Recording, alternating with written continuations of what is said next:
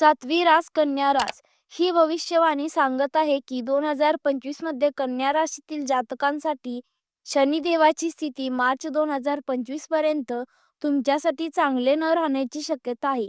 कारण हे तुमच्या 7व्या भावात गुरुग्रह, तुमच्या 10व्या भावात राहू, तुमच्या 6व्या भावात आणि केतू 12व्या भावात विराजमान असतील.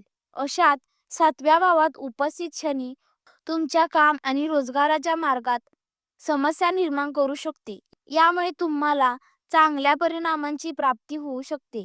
अशात तुम्हाला मिळणारे परिणाम तुमच्या अपेक्षेपेक्षा कमजोर राहू शकतात. शनी महाराज 13 जुलै 2025 पासून 28 नोव्हेंबर 2025 पर्यंत आपल्या विक्री अवस्थेत राहतील आणि अशात तुम्हाला धनधान्यामध्ये कमीचा अनुभव होऊ शकतो. तुमच्या आर्थिक जीवनाची गोष्ट केली असता